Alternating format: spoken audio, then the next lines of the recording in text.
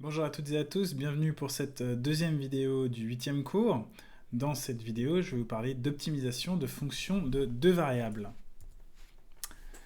Alors, avant de parler des techniques pour déterminer les extrémas locaux ou globaux de fonctions de deux variables, il est important de définir une notion que j'ai déjà mentionnée dans la vidéo précédente. C'est la notion de voisinage dans R2. Alors pour parler de la notion de voisinage dans R, on avait utilisé les intervalles. Et dans R2, les équivalents des intervalles, ce sera ce qu'on appelle les disques, qui sont ouverts ou fermés. Et ici, vous avez la définition. Disons, prenons la définition d'un disque fermé. Alors un disque, au fond, ça a un certain rayon. Ici, notons-le R. Et ça a un centre, ici AB, dans R2. Et donc ici, vous avez la définition ensembliste. Donc c'est l'ensemble des points x, y dans R2 tels que x moins a au carré plus y moins b au carré est plus petit ou égal à r carré. Et je le note dans ce cours dr bar pour dire que le disque est fermé. Et vous avez une illustration juste ici. Alors, peut-être que si vous avez un bon souvenir de vos cours de géométrie, vous comprenez parfaitement le lien entre la définition ensembliste et la figure du disque juste à côté. Mais au cas où, je fais un petit rappel. Alors, si on prend un point x, y dans R2, tel que x carré plus y carré égale à r carré. Alors peut-être que ça vous rappelle quelque chose, peut-être que ça vous rappelle le théorème de Pythagore. Et qu'est-ce que ça veut dire au fond, si maintenant je dessine le plan. Donc ici j'ai le point 0, 0. Disons qu'ici j'ai le point xy. Et dans cet exemple, ici ce que je fais, c'est que je choisis le point AB comme étant le point 0, 0. Donc ici, c'est mon point AB. Alors, qu'est-ce que ça veut dire que x carré plus y carré égale à r carré?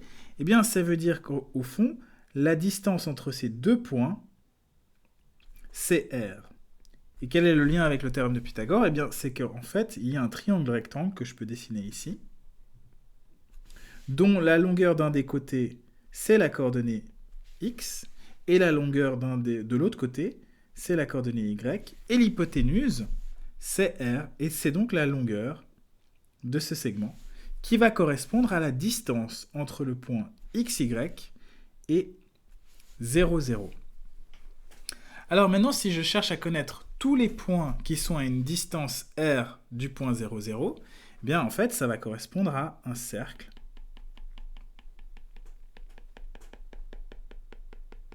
que je dessine très très mal, un cercle de rayon R donc. Alors dans la définition, vous avez vu que ce n'est pas plus petit, ce n'est pas égal à R qu'on a, mais c'est plus petit ou égal à R. Et géométriquement, au fond, on comprend maintenant très bien peut-être ce que ça veut dire. Ça correspond à tous les points qui soit sont sur le cercle, ou alors sont à l'intérieur du cercle, comme par exemple celui-ci, ou celui-là, ou celui-ci. Et encore une fois, géométriquement, on peut le comprendre. Disons, prenons ce point-là. Je vais l'appeler x1, y1. Alors, la distance entre ce point et le point 0, 0, c'est la longueur de ce segment. Ce segment, par définition, est plus petit que r. Disons que la longueur, c'est s. Alors, s est plus petit que r. R, en fait, ce serait continuer jusqu'ici. Maintenant, si je regarde les coordonnées x et y, ici donc c'est y1, ici c'est x1. Et donc, par le théorème de Pythagore, j'ai x1 au carré plus y1 au carré qui est égal à s au carré.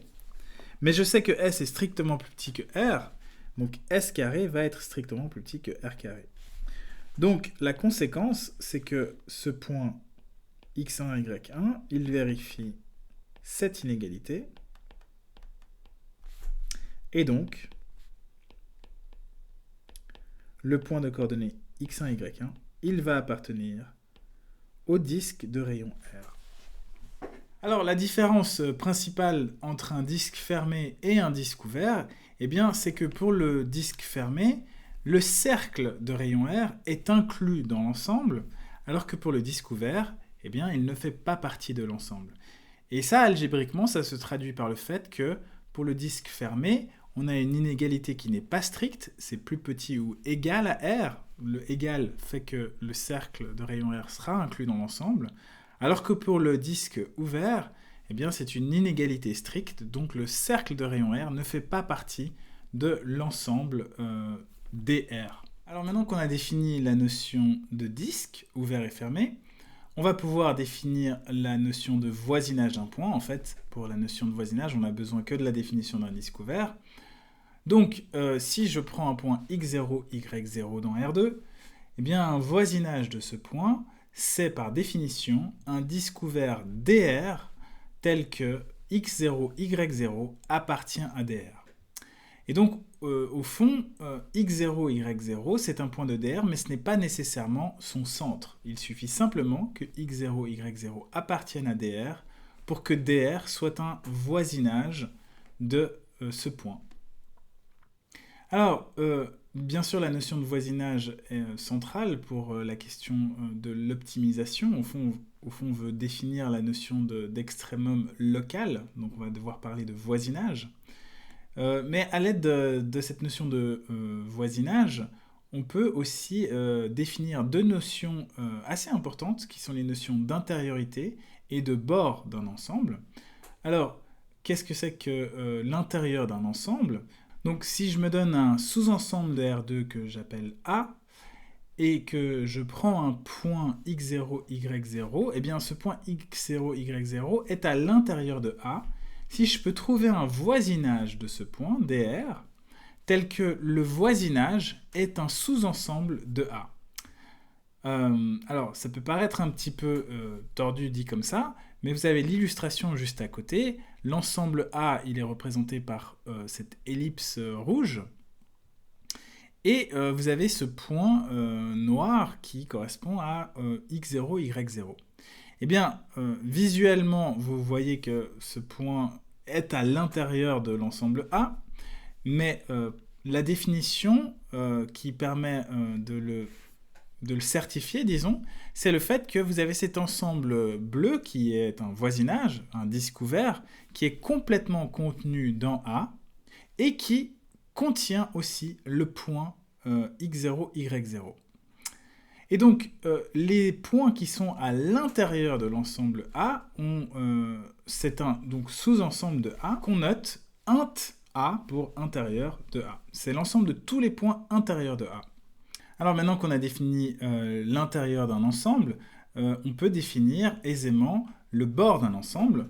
Donc si on considère un ensemble A dans R2, le bord d'un ensemble A, c'est l'ensemble de tous les points de A qui ne sont pas à l'intérieur de A.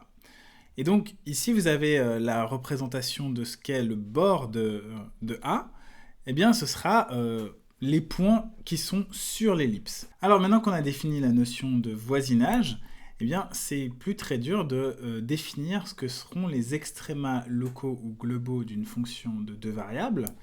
C'est à peu près exactement la même définition, à cela près que la notion de voisinage a un petit peu changé maintenant.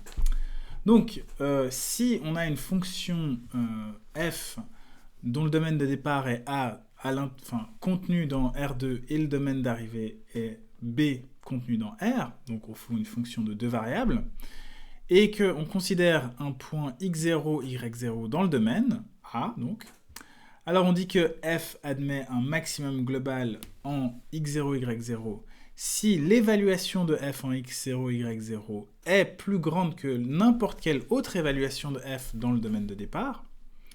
Et similairement, pour minimum global, il faut juste changer le sens de l'inégalité. Et maintenant, pour maximum local ou minimum local, donc f va admettre un minimum local ou un maximum local en ce point x0, y0, s'il existe un voisinage de ce point, tel que f est un maximum sur ce voisinage, mais pas forcément sur tout le domaine. Ou maintenant, si on veut parler de minimum local, il suffit d'inverser l'inégalité, et il faut qu'elle soit vraie dans ce voisinage-là. Donc, vous le voyez peut-être, la définition est strictement la même. La seule chose qui a changé entre fonction d'une variable et de deux variables, c'est que c'est la notion de voisinage qui a changé. Maintenant, un voisinage d'un point, c'est une sorte de disque autour du point. Alors, deux petites remarques avant de donner les techniques qui permettront de déterminer les extrémas locaux ou globaux d'une fonction de deux variables. La première, c'est que dans la suite, on ne va considérer que des fonctions qui sont continues et dérivables deux fois, et même d'ailleurs continuellement dérivables deux fois, c'est-à-dire que les dérivées partielles et les dérivées d'ordre 2 sont supposées continues. La deuxième remarque, c'est que on va considérer des fonctions dont l'ensemble de départ est soit R2 tout entier, donc A égale à R2, ou alors A est égal à un disque ouvert dr. Alors, dans les exemples que nous allons traiter, vous verrez que en fait, A sera toujours R2, mais les conclusions et les techniques qu'on va utiliser s'appliquent aussi lorsque A est un disque ouvert. Alors, le cas où A est un disque fermé, par exemple, ou un ensemble qui a un bord qui n'est pas vide, eh bien, ce sera abordé la semaine prochaine et ça fait partie du thème de l'optimisation sous contrainte. Alors, quels sont donc ces critères pour déterminer la présence d'un extrémum local ou global pour une fonction de deux variables? Eh bien, ici, vous avez une illustration, vous avez trois graphes. Le premier, c'est une surface où on voit clairement qu'il y a un minimum. Et les deux autres, ce sont en fait le même graphe, mais coupé en tranches le long de l'axe des x ou de l'axe des y. Alors, ce qu'on remarque, c'est que en ce minimum, si on regarde ce qui se passe au niveau des dérivées partielles, donc au niveau de ces tranches, eh bien, les dérivées partielles sont nulles. C'est-à-dire que les tangentes, qui sont ici en trétillé, vont être horizontales. Les deux d'ailleurs, donc en x et en y. Eh bien, comme on a vu au cours précédent, eh bien, ces tangentes-là vont définir le plan tangent que vous voyez sur ce graphe ici, qui, comme les tangentes issues des dérivées partielles, comme ces tangentes, eh bien, ce plan sera aussi horizontal en ce point, qui est clairement un minimum de notre fonction de deux variables. Là, c'est une parabole. Alors, je dis ici que ça implique que l'équation du plan tangent en ce point, tx0, y0, xy, est égale à une constante. Et c'est en fait assez facile de voir pourquoi, si on se rappelle de ce que c'est l'équation du plan tangent. Alors, vous la voyez écrit ici, cette équation. Et donc, on a dit que si on a un extrémum, cela implique que les dérivées partielles sont nulles. Les dérivées partielles, vous les voyez ici. Donc ça veut dire que ça, c'est égal à 0, comme c'est illustré sur les graphes. Ceci est aussi égal à 0. Et donc, tout cela vaut 0. Il ne me reste que donc plus que cette valeur f de x0, y0, qui est une valeur constante, qui est évaluée. C'est l'évaluation de ma fonction au point x0, y0. Donc c'est une constante. Et c'est pas n'importe quelle constante, c'est vraiment la valeur de f au point x0, y0. Alors, ceci nous amène au théorème qui formalise ce qu'on vient de dire. C'est que si on a une fonction continue dérivable sur A, donc A ici c'est soit R2 tout entier ou un disque ouvert, et qu'elle admet un extrémum en un point x0, y0 du domaine A, alors les dérivées partielles en x et en y de f évaluées au point x0, y0, eh bien ces deux dérivées partielles vont être nulles. Et donc, il s'ensuit la définition de ce qu'est un point critique. Eh bien, un point critique d'une fonction, c'est un point qui est à l'intérieur de mon domaine, donc à l'intérieur de A, et qui satisfait l'équation 1, c'est-à-dire le fait qu'il annule les dérivées partielles en x et en y. Alors ici, vous remarquez que dans la définition de point critique, je dis qu'il faut que ce soit un point qui est à l'intérieur de A. Alors j'ai dit que dans ces vidéos, on allait considérer A comme étant soit R2 ou un disque ouvert. Donc au fond, l'intérieur de ces deux ensembles, c'est l'ensemble lui-même. Mais j'ai quand même choisi de mettre ce point-là dans la définition de point critique, car quand on considérera des ensembles qui ont un bord, eh bien, cette définition-là restera exactement la même. Dernière remarque, comme pour les fonctions d'une variable, être un point critique n'implique pas nécessairement d'être un extrémum. Donc on peut tout à fait vérifier l'équation 1, c'est-à-dire annuler les dérivées partielles en un point, sans pour autant être un extrémum. On va voir un exemple tout à l'heure. Alors vérifions ce théorème sur cet exemple. Donc ici, la fonction considérée, c'est la fonction f de xy égale à 1 plus x carré plus y carré, définie sur r carré.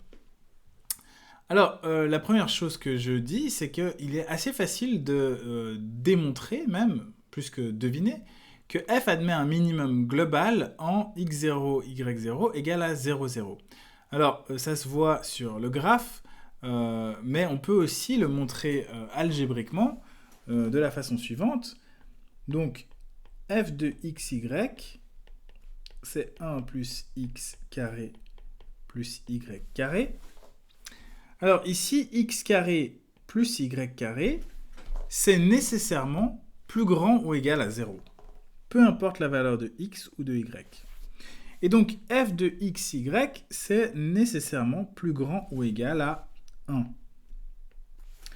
Donc maintenant, je peux me demander quand est-ce que x carré plus y carré est égal à 0. Eh bien, ça arrive uniquement lorsque x est égal à y est égal à 0. Et donc, c'est ce qui implique que f admet un minimum global en x0, y0 égale à 0, 0.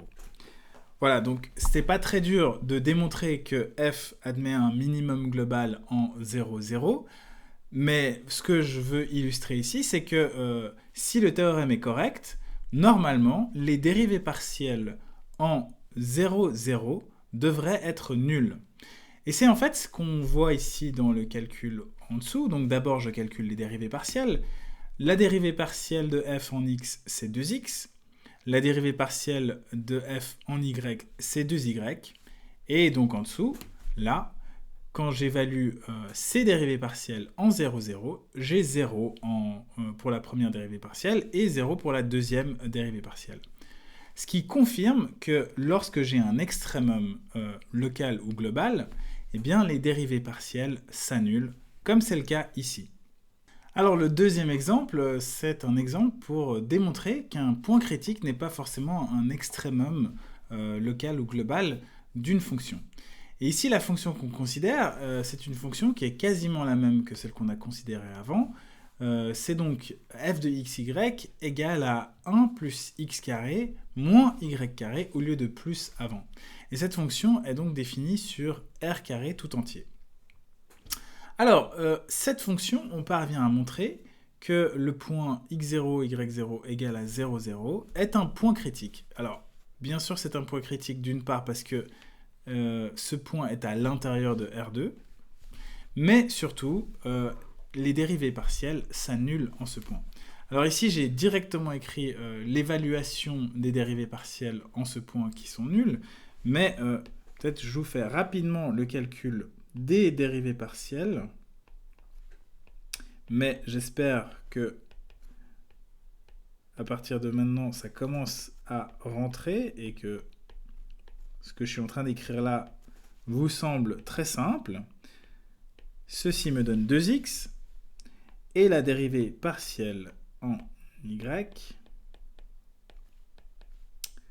Je dérive en y.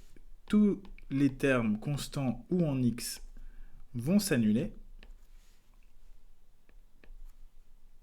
Et là, j'ai 2 ou moins 2y. Alors bien sûr, quand je vais évaluer ma dérivée partielle en x en 0, 0 et ma dérivée partielle en y en 0, 0, eh bien je vais avoir ici 0 et 0.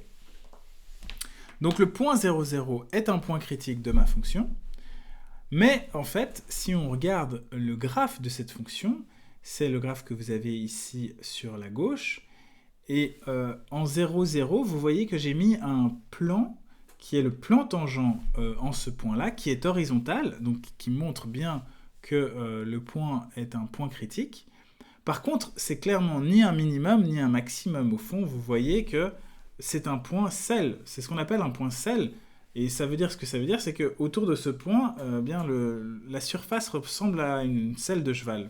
C'est-à-dire que si je regarde dans une direction, la direction des y, eh bien je vais être un maximum. Mais si je regarde dans la direction des x, eh bien je vais être un minimum. Vous voyez ces deux paraboles, celle qui est ici, c'est celle qui va correspondre à la dérivée partielle par rapport à y.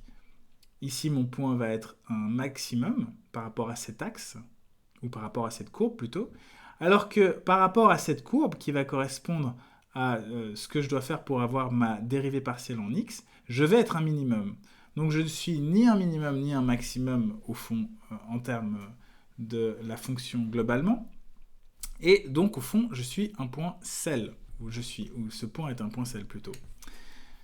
Alors, ici, dans les deux graphes à côté, ce que vous voyez, c'est au fond, ce que j'ai fait, c'est que j'ai coupé en tranches mon graphe, ici le long de l'axe des y, et ici le long de l'axe des x. Alors, c'est un peu difficile à visualiser, j'en conviens, mais c'est ce qui est représenté là. Et peut-être qu'un bon exercice ici, ce serait d'aller sur GeoGebra, de rentrer cette fonction, et puis de jouer avec votre curseur pour pouvoir voir cette figure sous plusieurs angles.